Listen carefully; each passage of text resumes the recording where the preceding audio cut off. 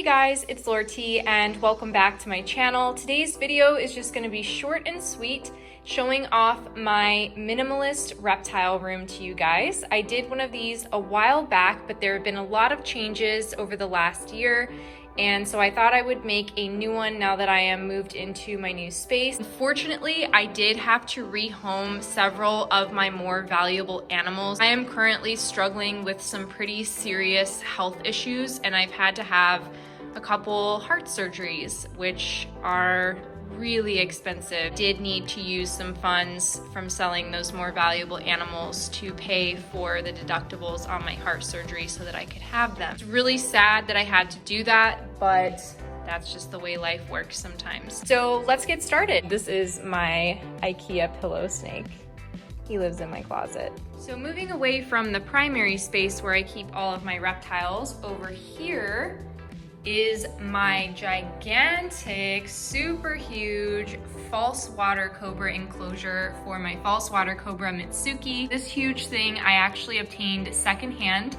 It was in really rough shape, it was dirty, it was cracked, it was beat up, and I just kind of gave it a scrub and we repaired some of the things that needed to be fixed on it and added some decor and basically brought it back to life. It's absolutely amazing. This is a 6 foot by 3 foot by 2 foot enclosure, which is suitable for an adult-sized female false water cobra. I've got her snake hook there on the top because she is a little bit temperamental.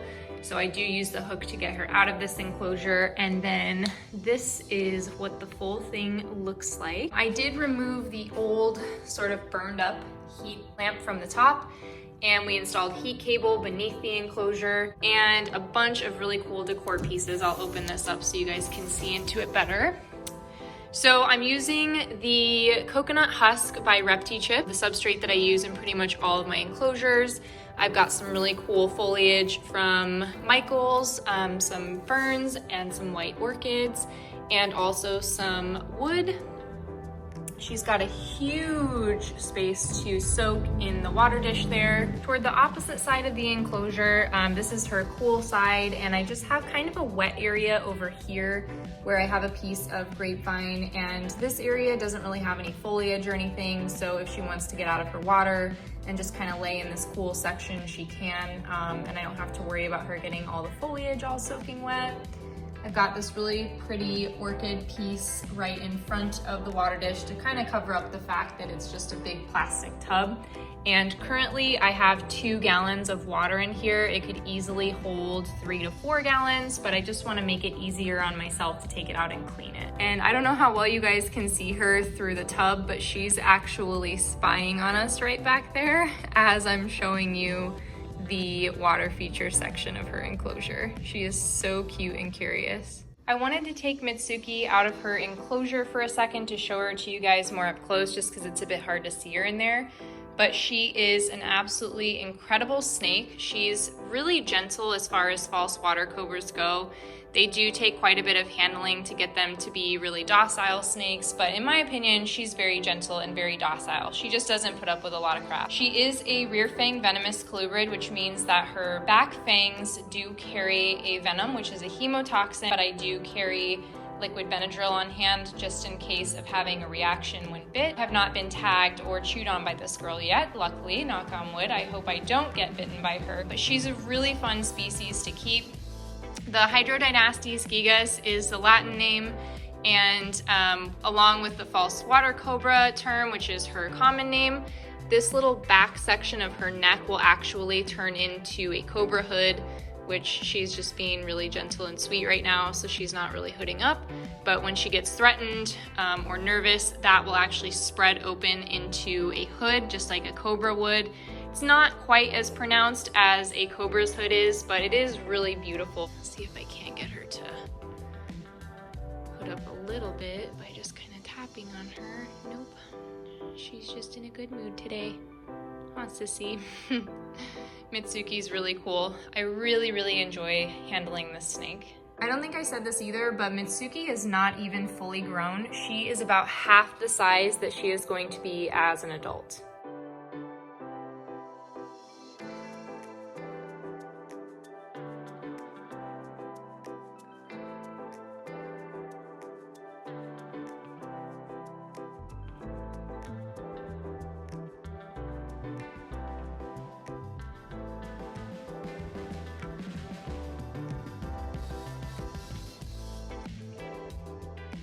And moral of the story for this enclosure is to, guys, really make sure that you do your research on the species that you're wanting to keep in your reptile collection, because this is a massive enclosure and it's really easy to just go out and buy a false water cobra as a baby that you're keeping in like a 20-gallon tank.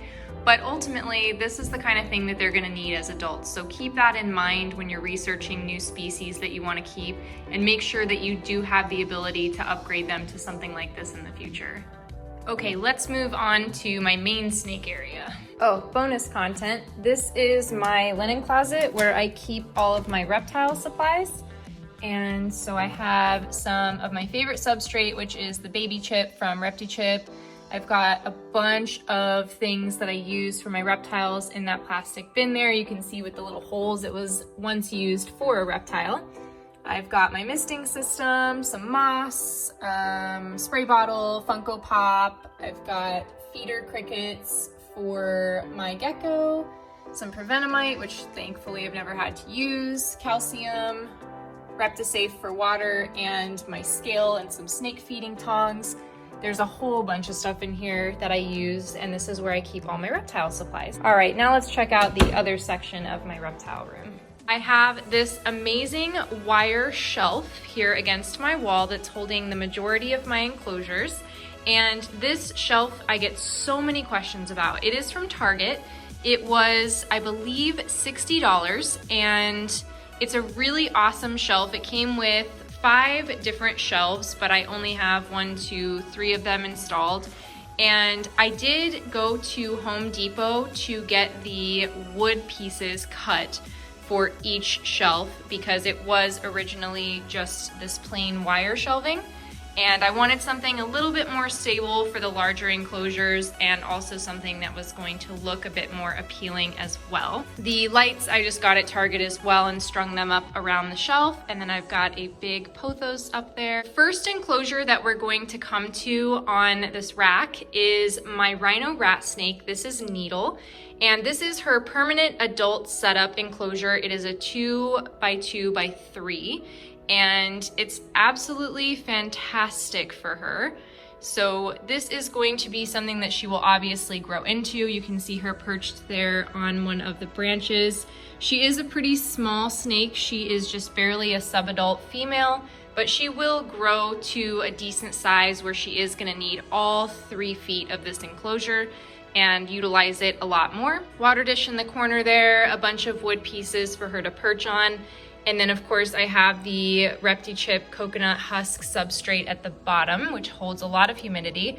And it's hard to see, but on top here I have saran wrap, and this is also holding humidity in this enclosure. I do not heat this enclosure. It gets about 4 hours of morning sun, so she's able to bask and get a bit of a temperature gradient. And then my house is the perfect ambient temps all day long for this species. So I don't put any basking spot or hot spot in here necessarily. She digests just fine without any heat assistance and just living off of the ambient temperatures. These are really cool snakes to keep. They're montane, so they live in colder regions of Vietnam and China, and they're just a really interesting species. Pretty low maintenance and really hardy. But this is Needle. Hey Needle, how are you doing in there? You are so beautiful.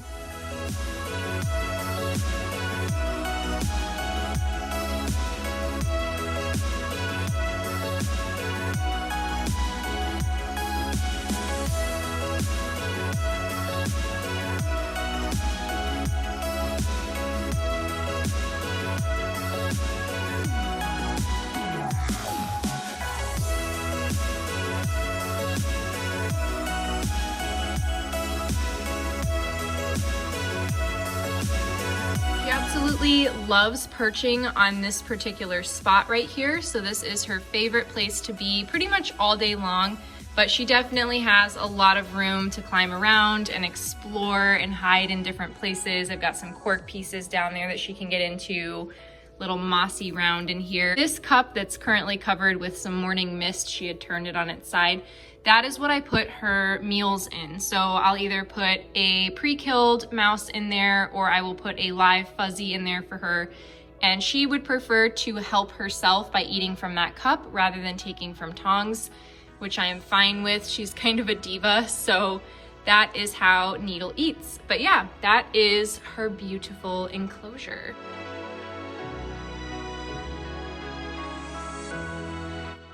So moving down, we have these two enclosures on the second shelf, and one of them contains my gecko. His name is Kaiju, and he is a Nephris levis levis. He's a smooth knobtail gecko, an Australian species that is very teeny tiny.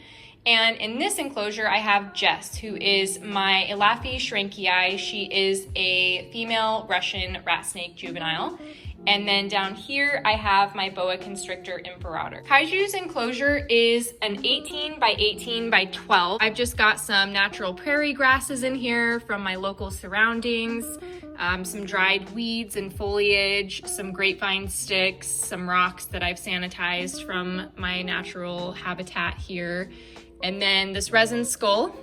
I've got a couple of coconut hides that he goes under. This one's on his cool side, and this is the warm side over here. So this is where he will be right now.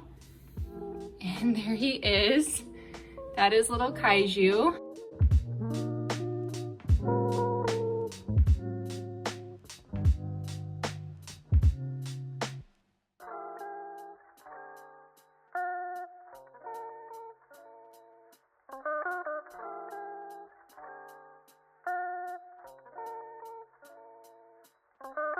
So I do keep him on sand. That is what this species needs in order to thrive, in case you were wondering. I know a lot of people are concerned with impaction and things like that, but you cannot own a knob-tailed gecko without using sand substrate. It's just really not fair to them. They need the substrate for behavioral enrichment. So that is Kaiju's enclosure. And I've got this really cute little Yoshi plush on the top that totally reminds me of him. Super cute. Moving on to Jess's enclosure. This one is 18 by 18 by 24 high. This is a very temporary setup. I actually just moved her from a 12 by 12 by 18 into this 24. And this thing looks absolutely enormous because it is, but still, she is going to outgrow it very quickly. Essentially, this is going to be her juvenile setup until she is basically sub-adult size, which I'm assuming will take about a year for her to reach.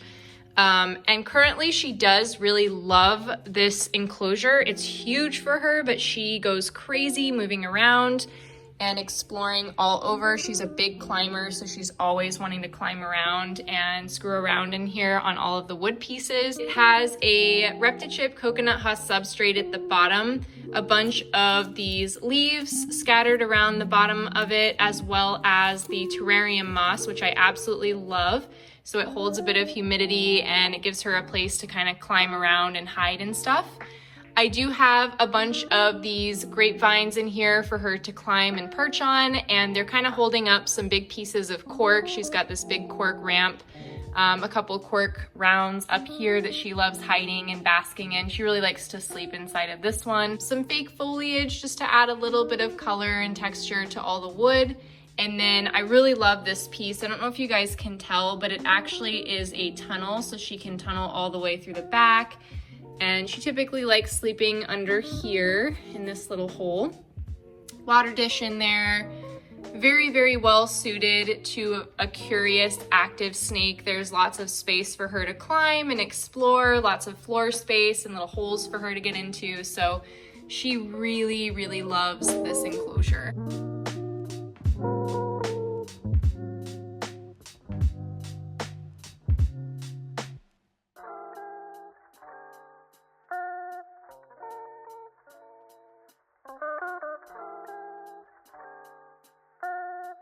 Moving on from Jess's enclosure, down here below the shelving unit, I have this one, and this is the enclosure that houses my boa constrictor imperator. Her name is Soleil. You guys can kind of see her laying in the substrate down there. And this one is really cool. I had this custom made by a local here. His name's John Galvin. And it is a 2 by 3 foot enclosure melamine This is a semi-permanent setup for her sub-adult setup. I installed a radiant heat panel, which is this thing right here. I'll open this up so you guys can see. So that radiant heat panel is amazing if you guys have ever considered using them for heating instead of a bulb or an under tank heater. These are fantastic, especially for melamine.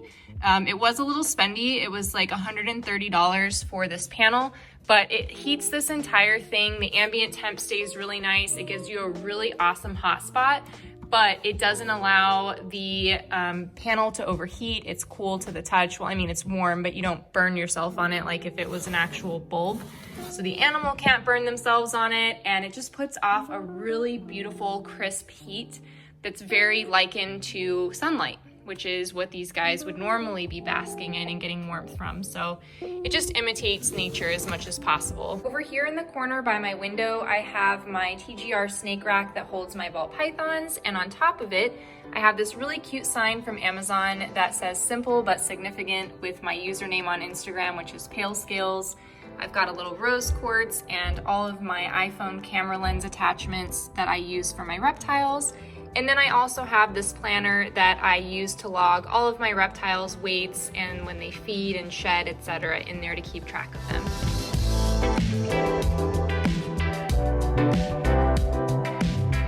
This system is from TGR Rack Systems, and I've had it for a little over a year now. I really, really love this rack. I think that racks get a bad rap because people tend to do them incorrectly, and they've got, you know, a fully grown female ball python jammed into a very tiny tub where she's literally curled in a ball and can't even stretch her own body out. But I prefer to do racks the more ethical way, which is giving the snakes plenty of space to move around inside the rack. Do your research on them. They're really fantastic if they're used correctly, if they're sized correctly, and if you're putting the correct species inside. So this is the top of my rack. This is Nude. He's my banana cinnamon ball python. He's absolutely adorable. What do you do, Nude? Hey, buddy. But he is in this first tub here, and I've just got it bedded with some aspen because this does hold a lot of humidity and moisture. The second one, see if he's awake, there he is Haru. And Haru is a banana pied ball python. He is my male. He was actually my first snake. He's super cute. He's just chilling underneath the foliage there. So pretty. And then in this drawer is my Paradox albino. Hey girl. Hi, selfie mama. She is getting so big and is the reason that I will be almost like immediately upgrading this rack within the next few months. She has grown tremendously. She's absolutely beautiful. Hi, selfie girl. They get fed tomorrow, so she is definitely in hunt mode. She thinks she might get fed today. They have an incredible biological clock and circadian rhythm, so although it doesn't seem like it, they know what day of the week they are going to be fed, which is really interesting. So she is anticipating feeding day. This bottom one is empty, but in this one, I temporarily have my Western hognose snake.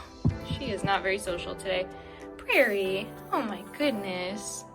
Oh, wow. I can't believe it. You little Cobra. Why are you so mad?